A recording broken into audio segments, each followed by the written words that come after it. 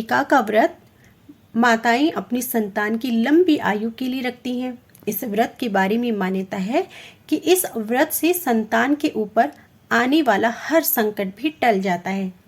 ये महापर्व अश्विन मास के कृष्ण पक्ष की सप्तमी से शुरू होती है, जिसमें अष्टमी तिथि को माताएं व्रत रखती हैं और नवमी तिथि लगने पर पारण करती हैं।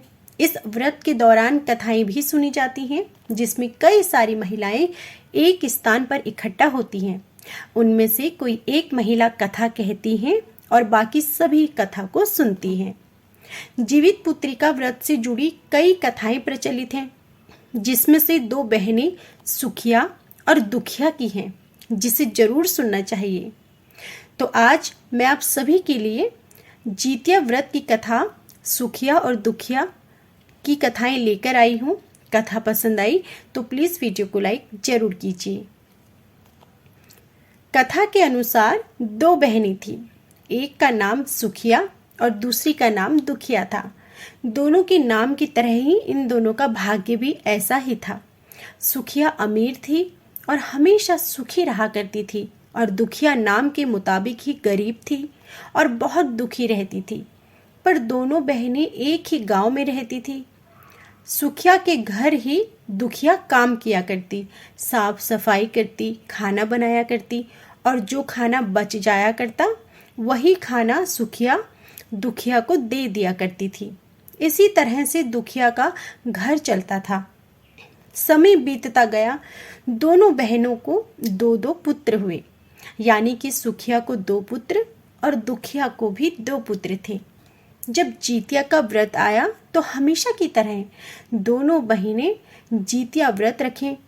दुखिया सुखिया के घर में काम किया करती, और व्रत के दिन दुखिया ने सुखिया के घर जो चावल फटका, यानी जो चावल को साफ किया, उससे जो खुरदी निकला उसे अपने पास रखा और साफ चावल सुखिया को दे दिया। फिर उसने साग को चुना, पत्तियों को डंठल से अलग करा। यहाँ भी बढ़िया वाला साग सुखिया के लिए रख दिया और जो बची हुई डंठल थी उसे अपने के लिए रख लिया। और अब दुखिया ने सुखिया के घर खाना बनाकर अपने घर चावल की खुरदी और साग की डंठल को लेकर आकर उसी चावल की खुरदी और साग की डंठल से खाना बनाकर बच्चों को खिलाई और खुद भी खाया। इसके बाद दुखिया सोने के लिए चली गई। आधी रात में एक बूढ़ी औरत उसके घर का दरवाजा खटखटाती है। तो दुखिया ने पूछा, आप कौन हैं? तब उस बूढ़ी औरत ने बोला, बेटा हम हैं। दुखिया ने उठकर दरवाजा खोला और कहा, माँ आपको क्या चाहिए? आप इतनी रात यहाँ किस लिए आई हैं? तब बुढ़िया ने कहा, बेटा मुझे बहुत भूख लगी है, कुछ खाने को दे दो। दुखिया उस बूढ़ी औरत को घर के अंदर ले जाती है और कहती है कि हम लोग तो बहुत गरीब हैं। आज मैंने खुरदी का चावल और साग की डंठल को बनाया है, क्या आप उसे खाएंगी? तो बुढ़िया ने कहा, हाँ क्यों ना खाऊंगी, मुझे तो बहुत भूख लगी है, मैं वही खा लूंगी। दुखिया अंदर जाकर खुरदी का चावल और साग का डंठल लाकर उस बूढ़ी औरत को खाने को दे देती है। बूढ़ी औरत खाना खाने की बात कहती है कि मुझे अच्छे से कुछ दिखाई नहीं देता, ऐसे में इतनी रात के अंधेरे में अपने घर में कैसे जाऊंगी? तो दुखिया ने कहा, कोई बात नहीं माँ, आप यहीं पर सो जाओ, सुबह होने पर अपने घर चली जाना। तब बूढ़ी औरत रात में दुखिया के घर में ही सो जाती है। बूढ़ी औरत थोड़ी देर के बाद उठकर बोलती है, बेटी मुझे दीर्घ शंका यानी पैखाना लगी है, कहाँ करूँ?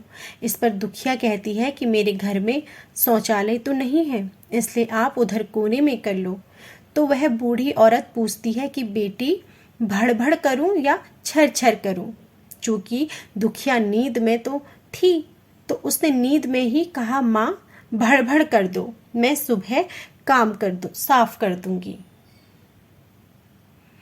इसकी थोड़ी देर बूढ़ी औरत कहती है, बेटी मैं अपने हाथ कहाँ साफ करूं? इस पर दुखिया कहती है कि आप मेरे सर पर अपने हाथ को साफ कर लीजिए। सुबह होने पर दुखिया जब उठती है तो उसे यह सब सपने की जैसा लगता है और सोचती है कि सोते समय मुझे कोई सपना आया होगा। इतना ही सोचकर वह नदी में नहाने के लिए चली जाती है और वह जब नदी में बाल धोकर नहाती है तो उसके बालों से होता हुआ जो पानी बहता है वह सोने का पानी होता है। आसपास की सारी महिलाएं यह देखकर आश्चर्य हो जाती हैं और दुखिया से कहती हैं, क्या बात है कि तुम्हारे बालों से तो सोने का पानी गिर रहा है। उन सभी की बातें सुनने पर उसे रात की सारी बातें याद आ जाती हैं और वह दौड़कर अपने घर की ओर भागती है, यह सोचकर कि उसका घर बूढ़ी औरत की दीर्घ शंखा से गंदा हुआ है, पहले उसको साफ करना होगा। लेकिन जब वह अपने घर जाती है तो देखती है कि घर के हर कोने में ढेर सारा सोना बिखरा होता है।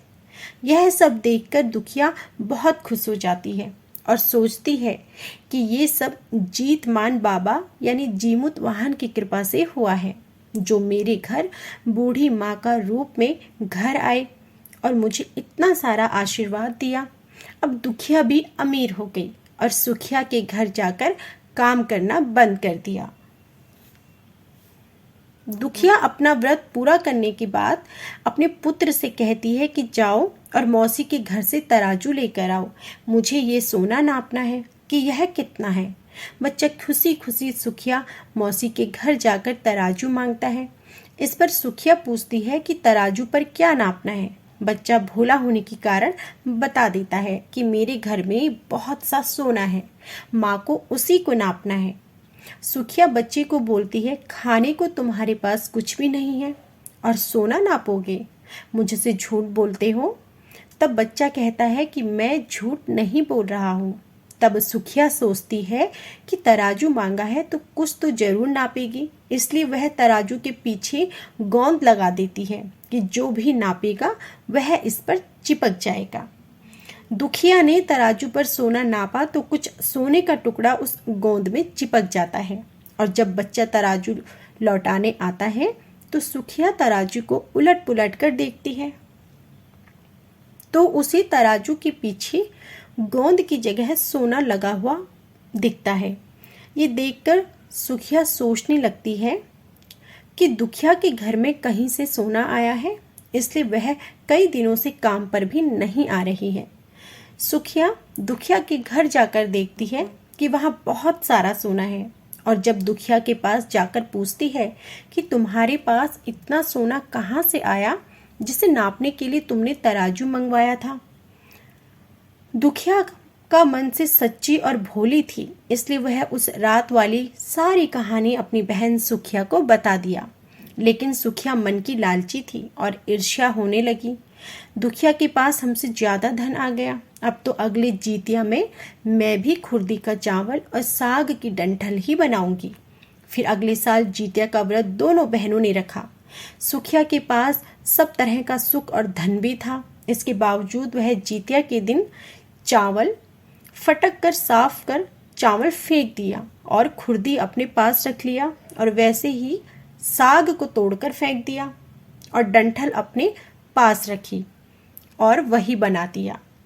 पूजा पाठ और खा पीकर सुखिया सोचने लगी और उसके बाद सोने चली गई। आधी रात को सुखिया के घर में भी एक बूढ़ी औरत आई। सुखिया तो उसका इंतजार कर ही रही थी।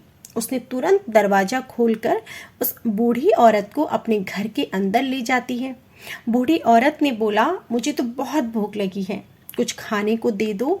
इस पर सुखिया कहती है कि मैंने खुर्दी का चावल और डंठल का साग बनाया है। तो वह बुढ़िया कहती है, कोई बात नहीं, वही खाना मैं खा लूंगी। सुखिया ने वही खाना परोसकर खाने को दिया और सोचने लगी कि थोड़ी देर बाद उस बूढ़ी औरत ने बोला, मैं घर नहीं जा सकती क्योंकि रात में मुझे दिखाई नहीं देता। तो सुखिया ने कहा, कोई बात नहीं, आप यहीं सो जाओ। बूढ़ी औरत थोड़ी देर बाद फिर कहती है कि मुझे दीर्घ शंखा लगी है, कहाँ करूं? तो सुखिया ने बोला, वहीं कोने में कर लो। इसके थोड़ी देर बाद बुढ़िया बोलती है कि भड़भड़ करूं या फिर छरछर करूं। यहाँ सुखिया को याद नहीं आता कि दुखिया ने क्या बताया था, तो सुखिया ने बोला कि छरछर कर दीजिए। बुढ़िया ने फिर कहा कि बेटी मैं अपने हाथ साफ कहाँ करूं? इस पर सुखिया ने कहा कि मेरे सर में हाथ साफ कर लीजिए। तब वो बूढ़ी औरत ने सुखिया के सर पर अपना हाथ साफ कर लिया।